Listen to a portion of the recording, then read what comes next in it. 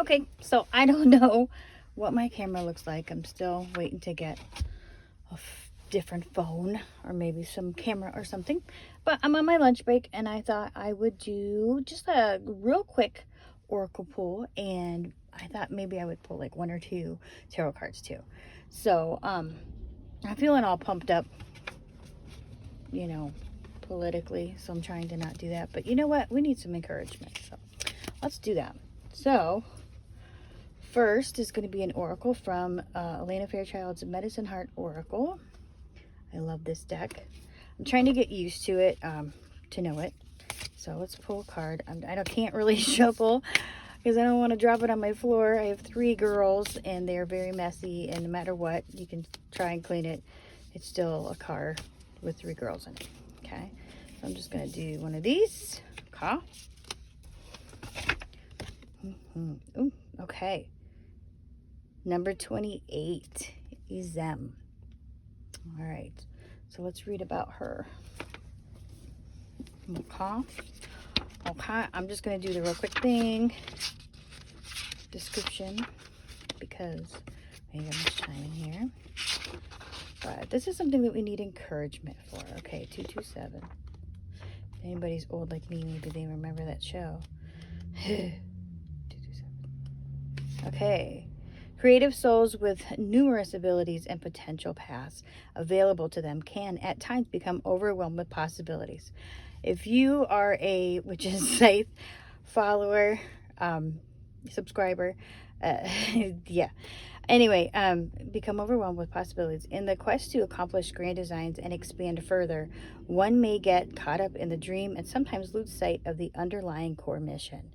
Seek sacred simplicity. Become clear about the fundamental purpose, and meaningful intention will support you in making choices that best honor your soul fruition. Overcoming potential distractions, release access to ensure swifter progress towards your real heartfelt goals. With a practical plan that stays true to your soul's values, you will make exceptional progress and earn juicy rewards. Juicy. So I guess Izem means bone in Talmudic. I'm terrible at this. And I'm a person who looks into cultures. I just can't say it. As the bones are essential to the body, literally an underlying framework, Izem also refers to that which is essence, the bare bones or essential structure. I'm not going to read the whole thing, but that's kind of interesting because Aquarius Rising 23 had read a passage from a book that she was reading, and they were talking about something very similar. But so maybe this is for all of us. I don't know. Okay, so let's do a Crystal Angel Oracle. I just like saying that because it sounds like somebody that would name their kid from like 1988. A kid born in 1988 would be like Crystal Angel. So sorry if that's your name. So anyway, so I got Amethyst, revealing your true self. As you allow others to know the real you, you feel loved for who you truly are. Okay. And Fluorite, natural beauty and authenticity. Be yourself as God made you, naturally attractive and lovable inside and out. See, that's the thing, dude. I feel like this is telling us with that one, find it, be authentic, look deep down inside. Didn't I say that about everything, but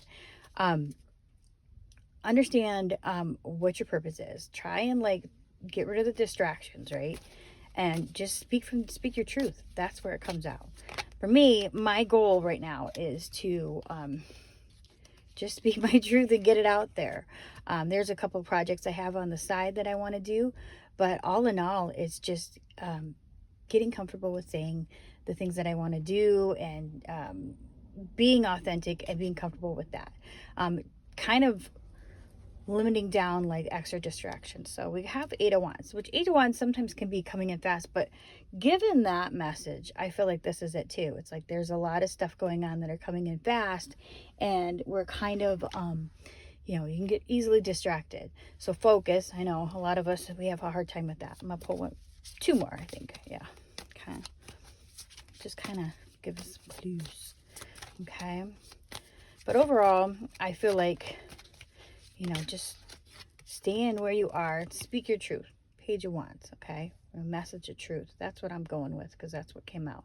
And that's what they tell you too. Like a lot of times when I first started doing tarot, I just did it myself. But then when I would do it for like other people or even especially on like here, I would get like upset and think that I was doing it wrong. But like it's what it brings up in you. That's the whole point of it, right? The whole point is what aspect of you it's bringing out in you. So even if somebody else is doing your reading, the words that they're saying, their explanations of the card, the symbolism of it, that's bringing something in your subconscious that's giving you a message. So we get caught up on synchronicities, which I do feel is a thing. So I always say stuff like, don't dig too deep into it. Don't take everything word for word. But at the same time, I do feel like we are a collective consciousness. And I do feel like we do have hints thrown at us all the time. Because sometimes I'll be doing nothing, minding my own business. And then something will be like coming at me. And I'm like, well, that's really weird. Why did that happen? And then it ends up being for a reason. So, but a lot of that too is, confirmation bias. And if you're putting that energy out. But then again, that's the same thing. It's all understanding that we are this creative force and we are this energetic entity that we are all a part of. So one more. So, all right. Oh, well, I got two more. Okay. Okay. So I got 4 cups. 4 cups for me is, sometimes that can be like you're being bored, or you're missing the point. You're missing like a gift, or you're missing something from spirit. But a lot of times too, you see how he's like sitting there at the tree, kind of like how Buddha is sitting in the Bodhi tree. This is somebody who is coming into understanding this gift that they have, or it's they're spending that time within themselves and understanding things a little bit deeper. So they're getting that cup is like a cup of knowledge, or a cup of like a creative idea, or an understanding of some sort. So it doesn't have to be boredom. And then 6 of cups. So 6 of cups sometimes can be reminiscing. It can also be having childlike faith, which I kind of like. That's where I'm feeling right now. I feel like this is having childlike faith. So with all of this, it's use your feelers, right? Be excited, be in that childlike ecstatic mint. I don't even know if that's a word, where you're understanding that things are meant for you, will come for you. And you got to give it a little bit of work though. And just knowing self. I say that all the time and I feel like a repeating record, but I honestly feel like that's it. Knowing yourself. Do those things. Cultivate some sort of practice. You don't have to believe in anything, but take that time to yourself, because ultimately that's what it is. If you do have believe in a higher power, you believe in another consciousness, or you believe in just energy in general, taking that time and tapping into that is where you're going to understand what your focus is, and also help you focus too, with all the other distractions. Because if you're like me and there's 500 things going on, but also it doesn't have to be meditation, but sometimes meditation also is a good way for you to actually sit with your thoughts, not necessarily ignore them, because sometimes we try to sit there and we just let them pass, which is a good thing to get through the subconscious, so you're not focusing on all those little details that kind of overwhelm us.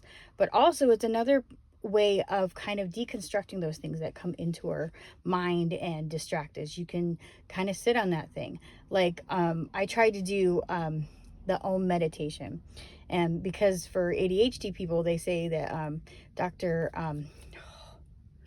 K was saying how it's a way that you can hyper focus on the Om sound. It's the different resonance, that when you do the Om, because it's not just Om, it's Om, and you're paying attention to the different aspects of where it vibrates in your body and what that brings up for you.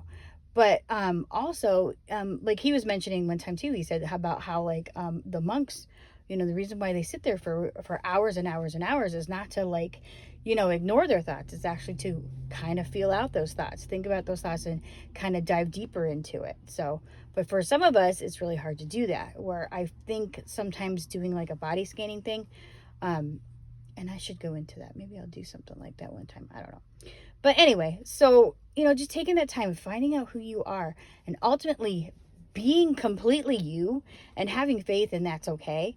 I feel like that's going to guide us to where we need to be. And that's going to guide you to being your best you and put you on the best path. And ultimately, through you doing that, you're going to do that for other people. I hope that helped. And I will talk to you again someday. I'll talk to you again later. Bye.